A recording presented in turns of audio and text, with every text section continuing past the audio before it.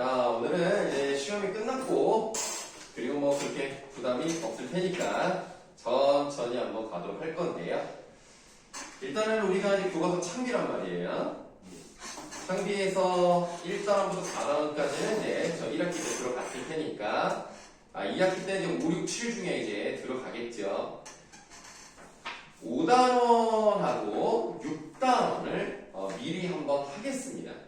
그래서 우리가 2학기를 그냥 미리 준비한다고 생각을 하시면 되겠고요. 그래서 결국은 우리는 이제 시험을 잘 보는 게 목적이니까 준비를 미리 들어가고 그 다음에 모의고사쯤 돼서 모의고사 연습 좀 잠깐 하고 그 다음에 다시 복습을 하면서 다음 시험은 앞자리가 9로 한번 가봅시다.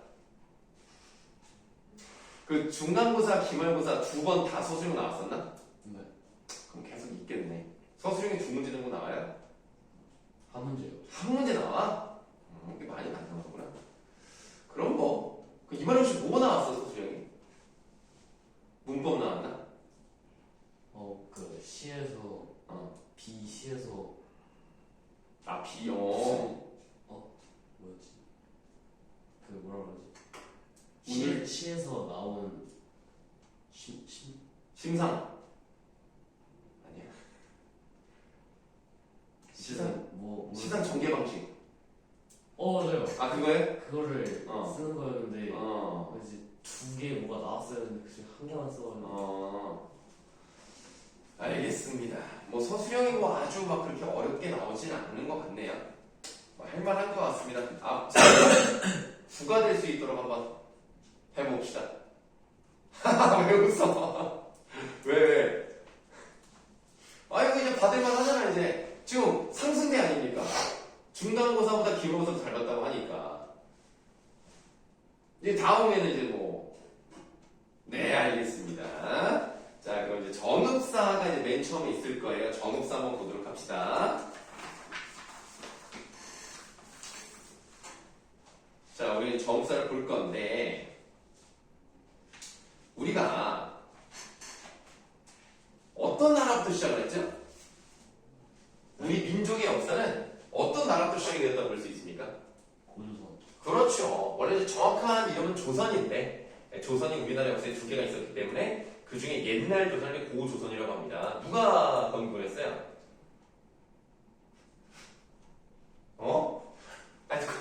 고조선 누가 건국했어? 이거 곰이 여자가 돼가지고. 이거 전 세계로 뻗어나가는 방송이야, 이거. 구독자 수가 어마어마한데 지금 이러면 되겠어요? 비공개로 가야 되나, 이거? 누구였지? 단군이잖아, 단군. 그쵸? 자, 고조선이 있습니다. 자, 그 다음에. 고조선 다음에 또 이제 어떤 나라를 우리가 얘기를 합니까? 고구려? 야, 맞아요. 고구려. 그 다음? 삼국 다음에 이게 고구려니까 다른 나라도 나와야 될 거 아닙니까? 조선. 고구려? 그게 아니라, 고구려가 약간 이제 북쪽이잖아. 지금 북한에서 이제 중국 지역이었잖아. 그 밑에 나라 두 개 있었잖아요. 네, 백제랑 신라가 있었죠. 지금 내가 말한 여기까지가 이제 우리 국어에서는 이제 뭐라고 보냐면 고대 가요라는 말을 써요. 그래서 고조선 때 노래 하나가 있고요, 고구려 때 노래 하나가 있고요, 그 다음에 백제 때 노래 하나가 있고요, 가야라고 알죠. 가야. 그 이제 백제랑 신라 좀 사이에 있었던 가락국이라고 합니다. 그렇게 네 개의 노래가 지금까지 전해지고 있습니다. 그래서 우리는 이 고대 가요를 통해서 어떤 것을 볼 수가 있냐면 옛날 사람들은 이제 어떤 생각을 가지고 어떤 감정으로 어떤 노래를 불렀을까 이걸 짐작을 해볼 수가 있는데 그 중에 우리는 정읍사를 이제 보도록 할 겁니다. 자, 정읍사라고 했는데 뜻은 없어요. 그러니까 무슨 말이냐면 정읍이라는 지역에서 내려오는 노래 이 정도로 보시면 되겠습니다. 그러면 정읍이라는 지역은 현재도 그 이름을 쓰고 있는데 그 이름 어느 지역에 있습니까? 정읍? 어디 있어요? 내가 물어봤는데. 자, 힌트를 드리겠습니다. 힌트가 보기를 드리겠습니다. 경기도, 강원도, 충청도, 전라도. 전라도 중에서 전라북도일까요? 전라남도일까요? 전라남도. 전라북도입니다. 자, 근데 뭐 그런 건 중요하지 않아요. 그럼 전라도 지역은 옛날에 삼국 중에서 어느 지역이었어요? 백제.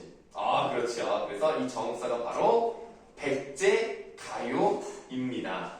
근데 이제 그냥 백제가요라고 하면 재미가 없잖아요. 어떤 백제가요라고 봐야 되냐면 현전 사는 유일한 백제가요다. 요게 중요하다는 얘기입니다.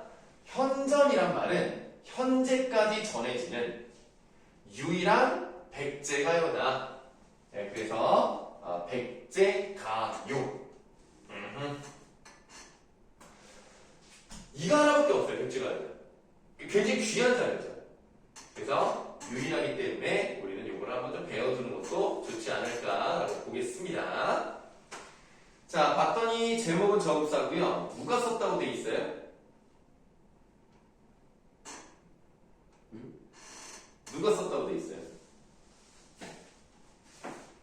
네, 지금 네. 이거요? 네, 그거예요. 어느 행사인의 안? 그렇죠. 어느 행상인의 아내입니다. 이름이 없네. 그럼 일단 행상인이 뭐냐? 행사인? 네. 상인. 아, 상인. 근데 행자가 붙었으니까 좀 여기저기 돌아다니면서 물건 파는 사람인 것 같아요. 이 행상인의 아내라고 되어만 있지 이름이 나와 있지 않습니다. 그리고 사실은 행상인의 아내인지 아닌지도 정확하진 않아요. 네, 그러나 그렇게 추리하는 이유까지도 이따가 보도록 하겠습니다. 자, 내용을 바로 보도록 할게요. 달하라고 돼 있어요. 자, 일단 우리 달하고 동그라미 치겠습니다. 야, 너 올 때 비 많이 왔냐? 어디요? 아니. 너 올 때, 지금. 아니요. 알아? 맑아졌냐? 네? 맑아졌어? 해는 있는데 아니, 아, 그래? 밝은데 비가 몇 방울씩 내리는데 우산을 안 갖고 왔어요. 집 가까운? 걸어서 15분 조금 멀네. 비 오면 어떡해. 망했어요. 뭘 또 망해. 여기 창문이 없단 말이야, 이 강의실은. 거의 안 와요. 그래서 비가 오는지 안 오는지 날씨가 맑은지 흐린지 몰라. 선생님이 10시부터 수업을 하는데 몰라. 자, 달하라고 되어 있습니다. 하에다가 살짝 밑줄여 볼까요? 자, 그럼 이제 우리가 표시가 어떻게 되어 있냐면 달에다가는 동그라미 쳐져 있고요. 하에다가는 이렇게 이제 밑줄이 쳐져 있을 겁니다. 이 하부터 갈 건데요. 하라는 것은 현대국어를 어떻게 해석을 하냐면 뭐뭐 이시여 이렇게 해석을 하는 존칭의 존칭, 그러니까 높여 부르는데 존칭의 글자 이상하다. 혹격조사라는 말을 씁니다. 문법을 좀 배웠으면 알겠지만 혹격조사가 현대국어에는 뭐가 있을까요? 혹격조사? 네. 혹격조사가 뭐예요? 자, 혹격조사라는 건 뭐냐? 내가 너를 부를 때 중윤아 이렇게 부르잖아. 네. 중문은 이름이니까 명사잖아. 그 뒤에 붙는 아 있지. 이게 부르는 거야. 부르는 것을 보여주는 거죠. 그럼 여기서도 혹격조사라고 했으니까 달림이시여 라고 부르는 거죠. 이렇게 불렀다는 얘기는 시적화자 입장에서 이 달이라는 것이 어때요? 높임의 대상인 거야. 그래서 이 달한테 뭐라고 얘기를 하냐면 달림이시여 높이 곰도다샤라고 되어 있습니다. 자, 높이 곰에다가 대명합니다. 높이 곰이라고 했어요. 그 곰이라는 건 뭐예요? 강조를 나타내는 강조 정미사. 그러니까 무슨 말이냐면 현대국어가 혹시 밑에 나와 있나요? 현대국어 나와 있죠? 네, 풀이가 나와 있는데 거기에 높이라고 되어 있는 걸 볼 수가 있습니다. 높이 돋으셔서 라고 있어요. 그래서 높이 플러스 곰이 되어 있지만 높이가 두 번이 나온다는 개념보다는 그만큼 높이 정도의 의미로 보시면 되겠습니다. 달님이시여 높이 높이 돋으셔서 어기야. 자, 어기야 바로 하세요. 어기야는 밑에 현대어플을 봤더니 정도의 감탄사로 해석이 되어 있습니다. 다시 말하면 감탄사는 특별한 뜻이 없죠. 그래서 이 부분은 해석하지 않아요. 해석하지 않지만 그냥 들어가는 소리, 남는 소리라고 해서 이 괄호친 부분을 뭐라고 하느냐? 여음이라고 얘기를 합니다. 여음. 이 여음이라는 개념은 고등학교 때 이제 중요한 개념으로 자리를 잡았기 때문에 앞으로도 많이 볼 거예요. 그래서 이거 좀 기억을 해두셔야 돼요. 어기야 해석 안 하고요. 머리 곰이니까 여기서 한번 곰이 붙었잖아요. 그럼 어떻게 해석을 해? 멀리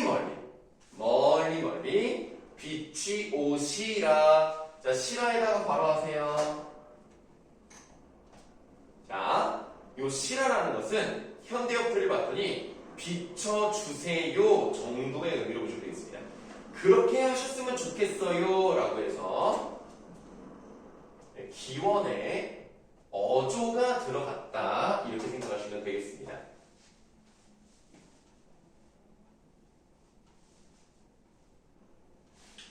자, 달님이시여 높이 높이 돋으셔서 멀리 멀리 비춰주세요 이렇게 얘기하는 겁니다. 요렇게가 한 세트예요. 이 한 세트가 끝나니까 그 다음에 뭐라고 나와 있냐? 어기야 어강기울이 뭐 이렇게 시작한단 말이야? 여기 어기야에다가 이제 꺽쇠를 넣어요. 어기야 어강기울이 아으다롱디 하고 닫아보세요. 자, 그러면 지금 이 부분은 해석하지 않습니다. 현대어플을 봤더니 해석이 그냥 똑같이 나와 있어요. 이 말은 해석하지 않는다는 뜻입니다. 근데 이 부분이 여기만 나오는 게 아니라 세 줄 내려봐서는 어기야 어강들이 이렇게 나와 있고요. 맨 마지막에는 어기야 어강들이 아우 다롱들이 이런 식으로 나와 있단 말이야. 어떤 한 세트가 끝나고 나오는 거, 또 다음 세트 끝나고 또 나오는데 그 세트가 끝날 때마다 나오는 게 똑같아. 물론 완전 똑같진 않습니다. 거의 똑같아. 이거 노래에서 뭐라 그래요? 1절 끝나고 나오고 2절 끝나고 나오고 후렴구라고 하죠. 바로 여기에도 후렴구가 있다라고 보시면 되겠습니다. 자, 후렴구는요, 아까도 말씀드렸습니다. 의미가 없어요. 의미가 없기 때문에 해석하지 않습니다. 그런데 얘가 의미가 없는 건 맞는데 여러 번 반복되기 때문에 어떤 효과가 있다? 맞아요. 뭐 내가 볼 때는 앞으로 그냥 미래가 촉망되는 학생입니다. 이러다가 뭐 이거 그냥 1등은 찍겠어 그냥 비웃는 거야 지금? 본인의 능력을 안 믿죠? 내가 볼 때는 뭐 앞으로가 창창합니다. 이 1등급을 그냥 밥 먹고 왔어? 예. 밥 먹고 들어졌나? 아니요. 늦잠 잤습니다. 늦잠 들었는데 밥은 또 잘 먹고 왔네. 허겁지겁 먹고 왔어요. 천천히 먹고 오지. 우리 허겁지겁 먹고 왔어. 다 먹고 잘 살려보려고 밥도 먹고 학원 다니고 그러는데 천천히 먹고 와. 천천히 먹고 늦지만. 자, 그 다음에 두 번째 세트 가겠습니다. 저제라고 돼 있어요. 저제에다가 내고하겠습니다. 이 저제는요, 이거의 줄임말이라고 보시면 돼요. 저자에. 그럼 여기서 저자라는 게 뭔지를 알아야 되겠네요. 혹시 아시겠습니까? 네, 그렇습니다. 밑에 해석 볼까요? 시작입니다. 우리 옛날에 저작권. 그렇지, 그 저잣돌이 할 때 그 저자예요. 지금 시적하잖아요. 내가 사랑하는 사람이 어디에 있을까? 저자에 있나? 뭐 이런 거거든요. 자, 이게 지금 오늘 배우는 게 되게 중요한 게 뭐냐면 고대 가요이기 때문에 고전 시가라고 볼 수가 있는 것이고 고전에 어떤 말이 사용됐는지를 오늘 연습하는 시간이에요. 그래서 저제 녀려 신고요라고 되어 있는데, 자, 이제부터 나오는 이 녀 이렇게 돼 있잖아요. 뒤에 말은 보실 필요 없어요. 요것만 중점적으로 보시면 돼요. 우리 우리말은요, 용언이라는 게 있잖아요. 그러니까 동사, 형용사 같은 걸 용언이라고 하는데, 이 뒤에 어미는 중요하지 않습니다. 의미를 파악하는 데는 어간이 중요합니다. 그래서, 미어다 라는 말이 나왔잖아요. 둘 중에 하나입니다. 살다, 가다. 둘 중에 하나를 해석을 합니다. 그래서 이거는 오늘 그냥 외워요. 앞으로 이걸 외워놓으시면 2년 반 동안 편합니다. 그래서 미어다란 말이 나왔다. 가다, 살다 둘 중에 하나인데 여기서는 어떻게 해석을 한다? 가다라고 해석을 해요. 그래서 저자에 가 계신가요? 라고 해석을 하거든요. 그러면 이게 바로 시적 화자를 여성으로 두고 시적 화자가 사랑하는 남자가 시장에 가 있다라는 얘기를 통해서 이 글이 행상인의 아내가 불렀을 것이다 라고 추정을 하는 거예요. 정확한 설명은 없고요. 그랬을 것이다 라고 생각하는데 남편이 이제 행상인이라는 것을 알 수 있는 게 바로 여기서 나타나 있다.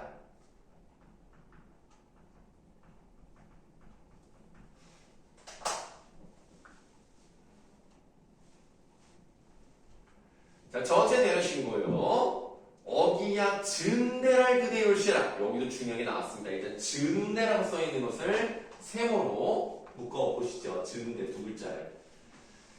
증대라고 하는 것의 뜻이 저 밑에 보니까 진곳이라고 해석이 되어 있는 걸 볼 수가 있습니다. 그럼 진곳이 뭐냐? 진고. 네, 진곳. 이렇게 써있으면 잘 몰라요. 좀 이렇게 해석을 좀 다르게 했었으면 좋았을 텐데. 비가 많이 왔잖아. 네. 옛날에는 아스팔트 길이 없잖아. 보도블록도 없고. 그러니까 흙길이란 말이야. 비가 많이 와서 그럼 어떻게 돼, 흙이? 길어져요. 그렇죠? 그게 진곳이에요.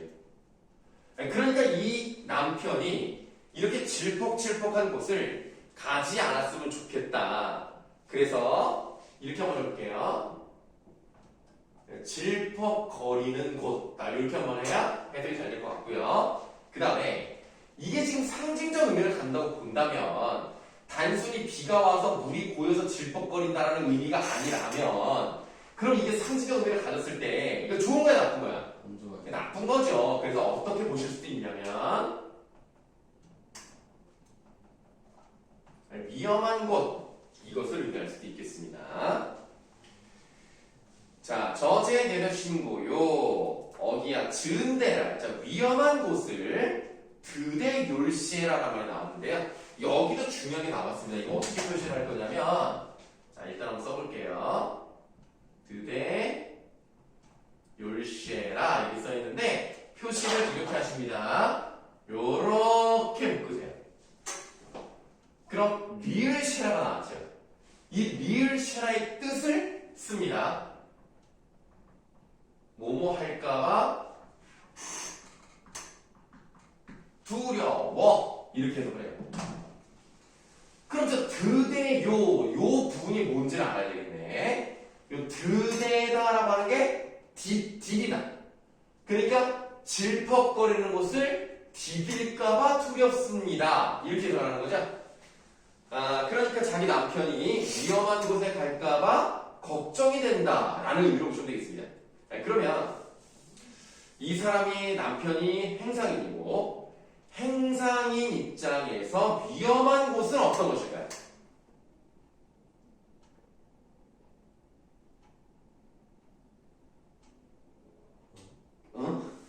자, 시장에 가서 장사를 했겠지?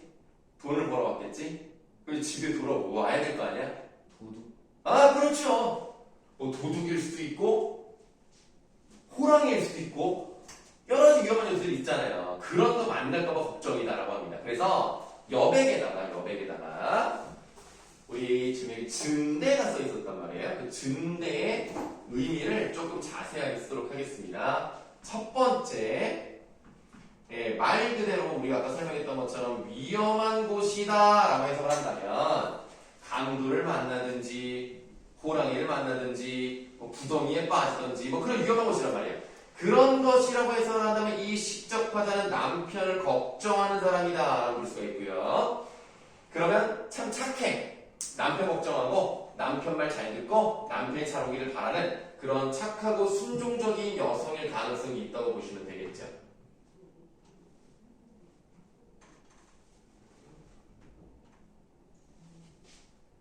근데 만약에 이거를 위험한 곳으로 해석하지 않고 좀 다르게 해석할 수 있습니다.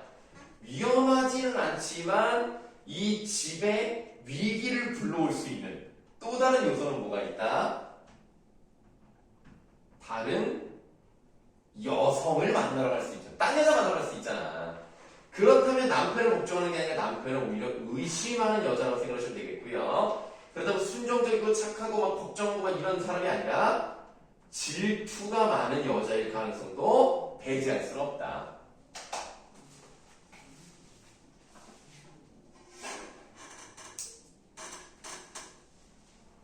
자, 그런데 만약에 이 남편이 돈을 가지고 고개를 넘어오다가 도둑을 만날 수 있는 거 아닙니까? 그러면 어떻게 하는 방법이 있냐면 요즘은 길거리에서 돈 뺏는 사람들이 거의 없어요. 길거리에 돈 뺏겨본 적 없지? 예. 나 때는 있었거든. 난 2번 뺏겼어. 우리 때는 그냥 쓱 와서 어깨동무를 이렇게 하면서 야, 조용히 해라. 야, 돈 있는 거 다 내라. 막 이랬단 말이야. 요즘은 진짜 그런 일이 거의 없거든요.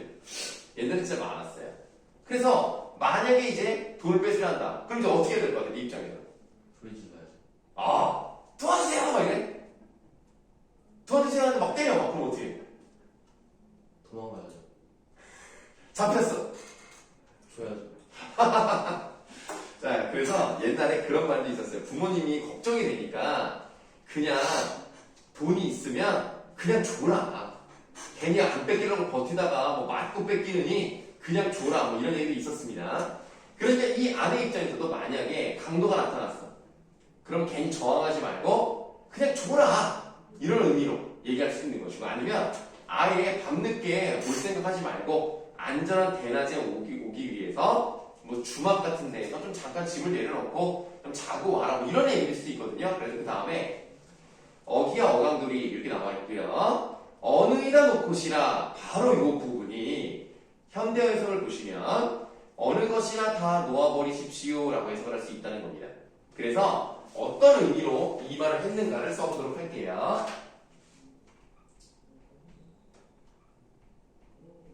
자, 위험에 처하느니 다 놓고 왔으면 좋겠다. 네, 이런 소망을 얘기하고 있는 부분이다. 자, 내용은 짧은데 참 쓸 게 많죠.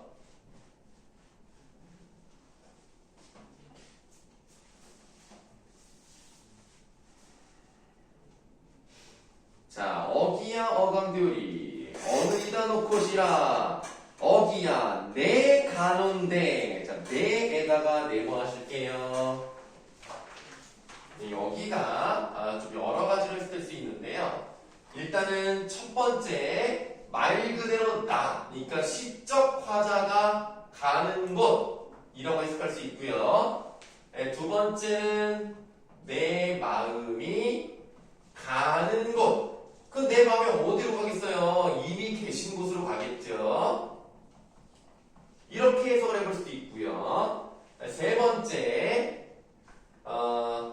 부부의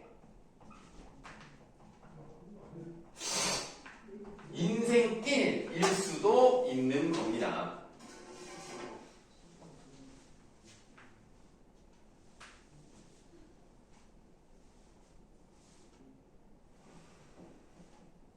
자, 그래서 여러 가지로 해석을 해볼 수가 있는데요. 내가 가는 곳, 내가 가는데 정글할세라 라고 되는 걸 볼 수가 있습니다. 여기도 마찬가지로 리을시라가 나왔잖아요. 그 뭐뭐 할까봐 두려워로 해석한다고 했죠? 여기 뭐뭐 할까봐 두려워. 그러니까 내가 가는 곳이 저물까봐 두렵습니다 라고 해석을 한다는 얘기죠. 자, 그래서 전읍사의 내용 다 봤는데 3개 세트 세트, 후렴구 2줄 나왔고, 또 2줄 한 세트, 그리고 한 줄 후렴구 나왔고, 2줄 또 한 세트, 2줄 후렴구 이렇게 나와 있다는 걸 볼 수가 있습니다. 자, 그래서 3개의 세트로 되어 있다라고 말할 수가 있는데요. 여기서 중요한 거, 만약에 지금 이 글에서 여음꿀할지 후렴꿀할지 이런 것들을 다 배제한다면 6줄밖에 안 남거든요. 그러면 이 6줄만 한번 읽어볼게요.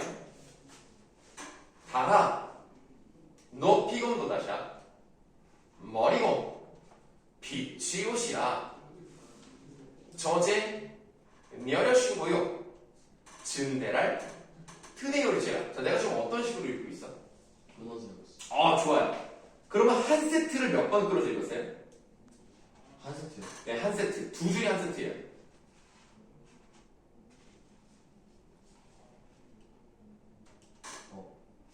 다시 읽을까요? 다시 할게요. 박수 칩니다.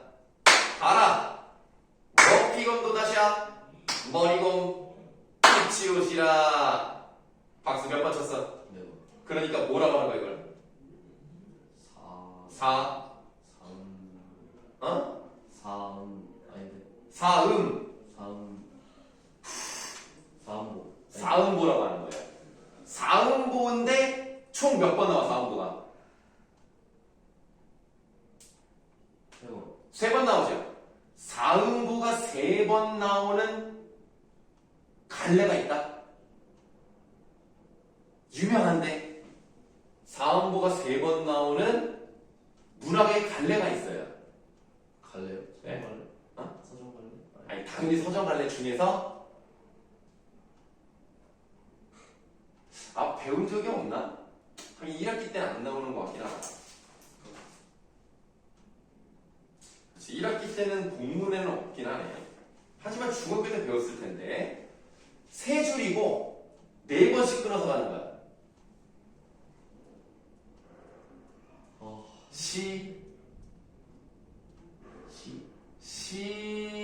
시조. 시조예요. 시조 알잖아. 네. 모르는 것 같은데. 네. 그 오른쪽에 있는 게 시조야. 이거. 그 고려 때부터 발생해서 조선 전기와 후기를 거쳐서 지금까지 전해져 내려오는 시조. 못 들어봤다. 중학교 때 분명히 시조 수업 하는데. 중학교 다녔죠? 네. 국어 시간 있었죠? 예. 모를 리가 없을 텐데. 중학교 1학년 때부터 시조 배우는데. 그런 걸 시조라고 합니다. 자, 그래서 이 정읍사는 사실 백제 때 노래인데, 백제 때 시조의 기원이 나타났을 가능성을 생각해 보셔야 돼요. 그래서 정읍사가 나중에 계승이 되어서 시조가 되었다. 뭐 이런 얘기가 있습니다. 그리고 이런 부분이 시험에 나오는 거예요. 자, 그래서 정읍사를 한번 해봤습니다. 정말 뭐 짧았습니다만은 내용이 굉장히 길었어요. 예.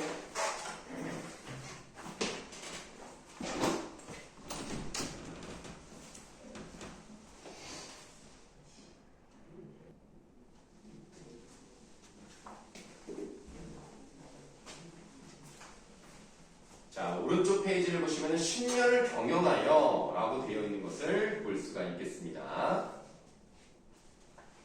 이게 내가 아까 말했던 시조예요, 시조. 그래서 얘의 특징을, 형식 특징을 먼저 이제 말씀드리면 10년을 끊어, 사선으로 이렇게 끊어. 이렇게. 경영하여, 끊어. 초래동간, 끊어. 이렇게 끊으면 이제 네 덩어리가 나오게 있게 되겠죠? 그래서 사음보라고 얘기를 하는 겁니다. 시조는 사음보고요. 그 다음에 글자 수를 보시면은 세 글자, 네 글자, 네 글자, 네 글자가 나오는 것을 볼 수가 있습니다. 우리가 4번 끊어 읽으면은 4번 끊어 읽으면 사음보라고 하는데요. 세 글자, 네 글자가 반복되면 뭐라고 할까요?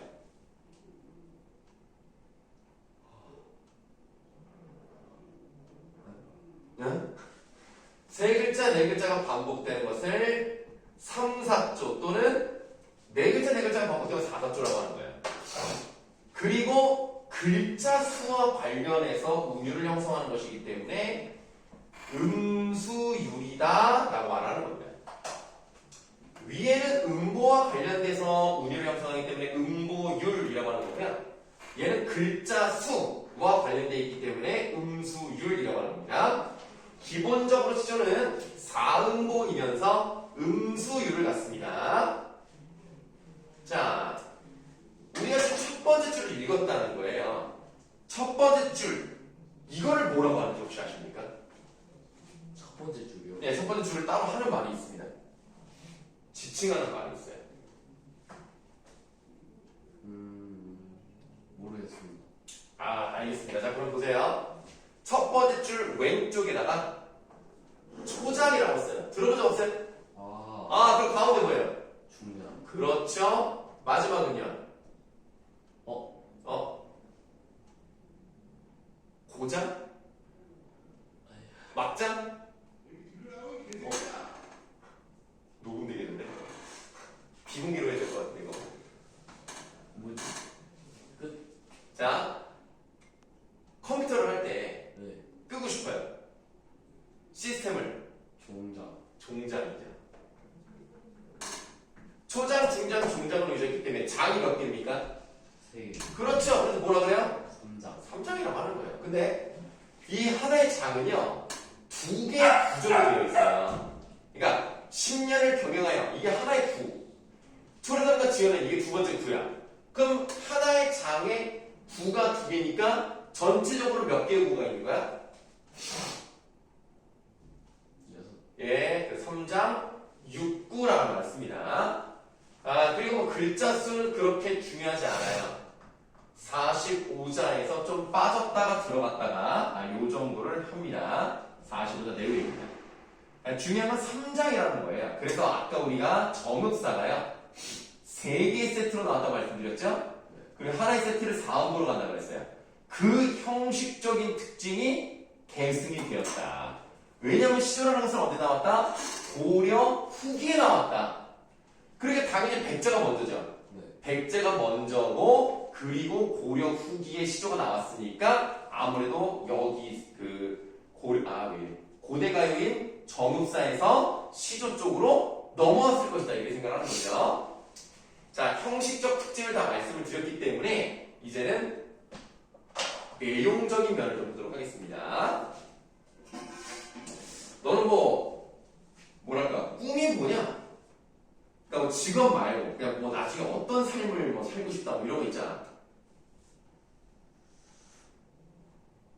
아무 생각이 없어 그냥 되는 대로 사는 거야. 그래. 하루 벌어서 하루 살면 안 돼. 아니 그건 너무 불안하잖아. 그렇게는 안 살고 싶습니다. 그래요? 돈은 그럼 중요하지 않아요? 그러니까 하루 벌어서 하루를 사는 그런 삶만 아니면 될 것 같습니다. 그러니까 내가 월급을 많이 벌지 못해도 그냥 약간 안정적인 뭐 직장 이런 데서 너무 굶고 힘들지 않을 만큼 결혼할 생각은 없나 봐요? 있죠. 결혼할 생각이 있는데 그러니까 아내가 될 사람도 똑같이 적절하게 그냥 벌고 서로 소박하네요. 네. 좋은 자세입니다. 뭐 돈 많이 벌어가지고 막 비싼 자동차 타고 막 건물 막 세우고 막 이럴 생각은 없어요? 있긴 있나 본데. 람보르기니 타고 다니까 막 밟으면 막 1.8초 만에 그냥 100km 달리고 막 그런 걸 원하지 않아? 딱히. 알았어요. 만약에 너가 건물 하나를 짓는 게 만약 목적이라고 치면 10년 동안 디자인하고 땅 봐두고 건물의 모양을 이렇게 해야지라는 막 꿈을 10년 동안 계획을 했어. 그럼 그 집의 크기가 어떨 것 같아? 크죠. 그쵸? 10년 동안 계획을 할 정도면 의리의리하겠지. 근데 이 사람은 10년을 경영하여라고 되어 있는데 여기서 경영은 회사를 운영한다라는 뜻이 아니라 계획한다라는 뜻입니다. 10년 동안 계획을 짰는데요. 이 사람이 만든 집이 어떤가 보자. 초려삼간이라고 돼 있어요. 초려삼간이 뭐냐면 초가집인데 방 3칸짜리밖에 없는 겁니다. 그러니까 작죠. 그러니까 뭐 지금으로 따지면 예를 들면 한 17평짜리 아파트? 요 정도 느낌으로 보면 굉장히 좀 작잖아요. 요즘은 그래도 그런 아파트는 나오지도 않고요. 적어도 29평 이상은 나온단 말이에요. 25평에서.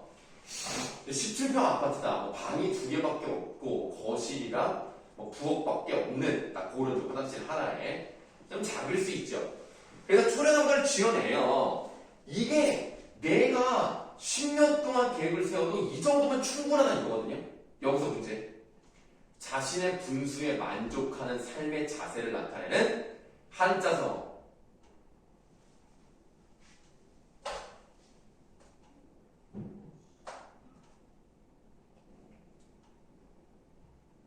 그러면 하나씩 알려드릴게요. 자신의 분수를 편안하게 느끼면서 만족하는 거예요. 이거 진짜 중요한 단어입니다. 답을 지금 다 드렸어요. 지금 답을 다 드렸어요. 어떻게 대답해야 되지? 자, 자신의 분수를 편안하게 생각하면서 만족하는 안분지족이란다. 쓰세요. 이거 진짜 중요합니다. 그 다음에 안분지족이랑 좀 비슷한 느낌의 한자성어가 또 있는데요. 안빈. 이 빈이 무슨 빈자야? 가난할 빈자야. 가난하는 것을 또 편안히 느끼는 거예요. 그리고 도를 즐기는 안빈낙도. 안분지족과 안빈낙도는 거의 유사한 의미로 보시면 되겠고요. 고등학교 1학년이라면 반드시 아셔야 되는 한자성어이기 때문에 꼭 기억하셔야 돼요. 욕심이 없는 삶을 말합니다. 그러니까 어떤 느낌이냐면, 너 쿠쿠 가봤냐? 예. 쿠쿠가 지금 얼마인지 알아? 평일 런치가? 얼마지? 18,000원? 모르겠는데. 야, 오래 안 갔구나. 지점마다 조금 다르긴 한데 23,900원까지 갔어요. 2만 원이 넘었어요? 아유, 진즉 넘었어. 그래요? 그 다음에 평일 디너가는 29,800원 넘어. 그래. 와. 주말은 더 비싸. 진짜 비싸지? 쿠쿠는 평일만 가야 돼. 평일 낮에. 너무 비싸. 막혀 있을 때는 못 가겠네. 안타깝다. 쯧쯧. 병원, 아니, 저기, 방학 때 가. 여기 가깝잖아. 여기서 먹었어? 예. 여기 맛있어? 딱히. 아, 그래? 난 여기 안 사니까 여기 안 먹어봤거든. 일산 맛있어요. 일산 쿠쿠. 호수공원 앞에 있는 거. 알 일은 없겠지만, 그냥, 약 올리는 거. 뭐 어쨌든, 쿠쿠를 먹으면 일단은 뭐, 그래도 만족스럽잖아. 그래도 고급스럽게 내 생일인데, 친구가, 야, 내가 너 생일이니까 내가 밥 사줄게 하면서 쿠쿠를 데려갔다. 이런 친구가 있고, 또 하나는, 야, 너 생일인데, 야, 내가 오늘 한솥 도시락에서 거하게 쏜다. 이러면 조금, 한솥 도시락이 비싸봤자 10,000원. 나쁘지 않은데. 훌륭한 학생입니다, 진짜. 아주 삶의 자세가 아주 그냥. 그게 바로 안분지족인 건데. 한솥 도시락 가서 돈 치만 3,900원짜리를 먹어도, 야, 행복하다. 이게 바로 안분지족이다. 나는, 이거 그냥 존경스럽네, 아주 그냥.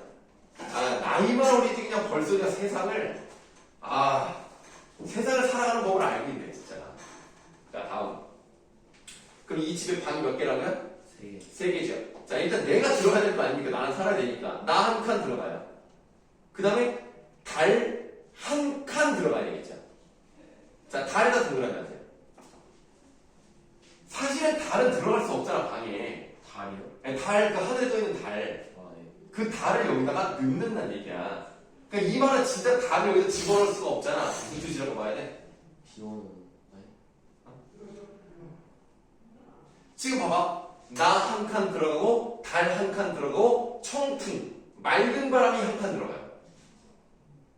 그럼 이거 어떻게 살겠다는 얘기야? 뭐지? 혼자 살고. 아니야, 그 뜻이 아니야.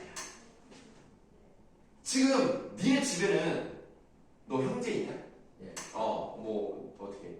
동생. 여동생? 그게 내려? 아니. 또 누가 있어? 할머니랑. 6명이 살아? 와, 대가족이네. 야, 그럼 방을 할아버지 할머니 하나 쓰시고. 아니 아빠 없어요. 왜? 아빠 없어요. 여기 안 사세요. 씨, 깜짝 놀랐다. 씨, 일단 말 잘못한 줄 알고, 씨, 깜짝 놀랐. 어쨌든 그럼 지금 현재는 5. 알겠어. 씨, 쓰면 당황했잖아 지금. 알았어요. 그래서 5명이 사는데, 그럼 이제 그럼 방을 어떻게 쓰냐? 너 혼자 쓰냐? 그럼 동생은? 엄마랑 쓰나? 그럼 되겠구나. 그러면 한 집에서 가족이 사는 거잖아요. 여기서 한 집에 나랑 다른 청풍이면 가족같이, 다시 말하면 자연과 함께 살겠다는 뜻이에요. 그래서 우리가 동그라치 달은요, 사실 자연을 대표하는 겁니다. 자연이에요, 자연. 자연과 함께 살겠다. 그래서 청풍한강 맞저두구로 돼 있지. 얘들아가 아니라 맞저두구가 뭐야? 맞춰두고. 맞저. 설마 맛있는 저녁은 아닐 거 아니야? 그 2번째 줄에 맞저 있잖아. 맞저. 거기 진행하는 거. 맡겨둔다는 뜻이에요. 야, 이 방은 네가 맡아. 이게 맡겨둔다는 얘기입니다. 그래서 자연과 함께 살아가기 때문에 자연과 내가 마치 하나인 것 같은 느낌. 이건 또 한자동어로 뭐라 그래요? 이거는 많이 들어봤을 거야. 아는데. 그러니까 알면 말해. 첫 글자 써드릴게요. 물? 물. 물알치. 물화일체의 경지에 이르렀다. 그리고 의인법도 생각됐다고 보시면 돼요. 왜냐면 이 달하고 청풍이 어떤 것을 맡을 수 있는 그런 것처럼 표현을 했기 때문에 의인법이 생각되었다. 자, 그러면 달도 집어넣고 청풍도 집어넣었어. 근데 강산도 집어넣고 싶은데 강산은 너무 크기도 하고 이제 방이 더 이상 없잖아요. 그래서 강산 드릴 데가 없으니까 어떻게 합니까? 밑줄 둘러두고 버리라 라고 되어 있다는 거예요. 그래서 마치 강산을 이렇게 둘러두고 보는 뭐같이 표현했어요? 그 옛날에 방에다가 이렇게 생긴 거 있죠? 그거 뭐라 그래요? 병풍처럼 생각을 하고 있는 겁니다. 자연에서 즐겁게 살고 있는 그런 모습이 나타나 있다라고 보시면 돼요. 그래서 이 글은 좀 어려운 하나 더 할게요. 여기에서 쓰시면 돼요. 강호한정이다 라고 말을 씁니다. 강호한정이라는 말은 뭐냐면, 자, 강이 무슨 강자일까요?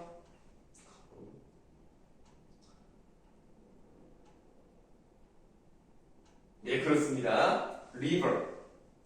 강이고, 호는요? lake. 호수입니다. 강과 호수니까 결국 얘가 말하는 건 뭐예요? 자연이에요. 한은 뭘까요, 그럼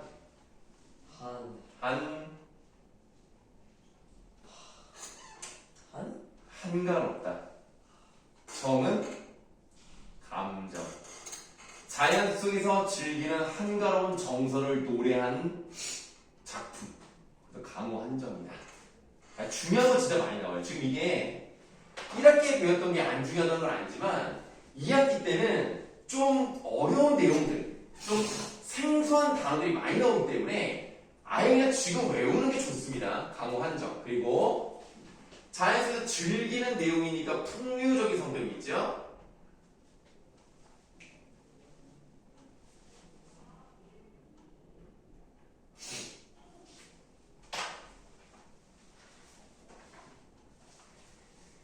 자, 그러고 이제 우리가 내용은 다 봤지만 또 뭐를 써야 되냐면 우리가 지금 초장, 중장, 종장을 왼쪽에 썼나?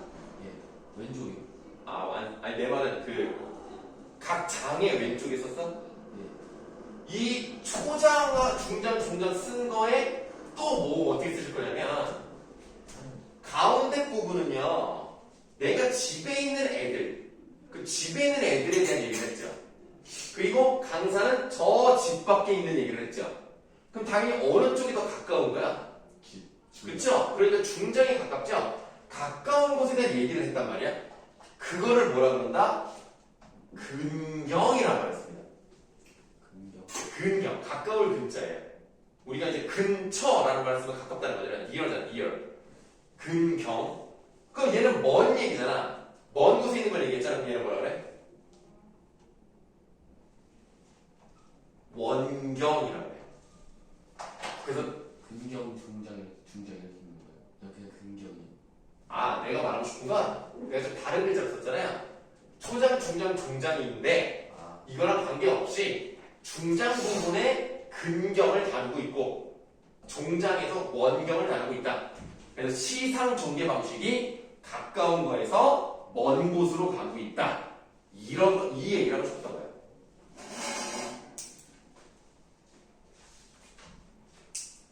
자, 지금 우리가 여기 중장 부분에 달에다가 근거를 쳤단 말이에요.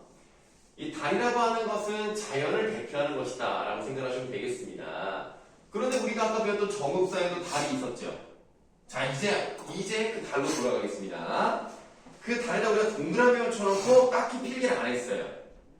이 정읍사의 달에 필기 안 했단 말이에요. 동그라미 해놓고. 이 정읍사의 달은 내가 즐기는 자연으로서의 달이 아닙니다. 얘는 뭐 하는 거예요, 이 달은? 시청자가 뭐라고 했죠, 얘한테? 시장에 있는 그러니까 높이 떠서 멀리 비춰달라고 뭐 하는 거야? 뭐라 그래, 이거? 비는 거. 명사로 말해볼까? 비는 것 이렇게 하지 말고 기도. 좋아요. 자, 이렇게 하겠습니다. 그래서 아까 우리 동그라미 쳤던 그 달에다가 쓰시면 돼요. 기원의 대상이다. 네, 기도를 드리는 대상이고요. 기원의 대상이라고 하는 것은 나보다 뛰어난 존재 아닙니까? 그러니까 내 소원을 들어달라 뭐 이럴 수 있잖아요. 그래서 초월적인 존재입니다.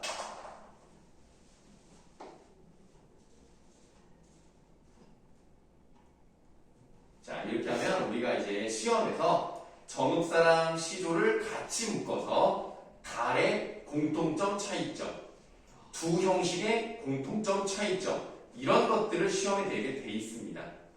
자, 그러면 쉬는 시간 가도록 할게요.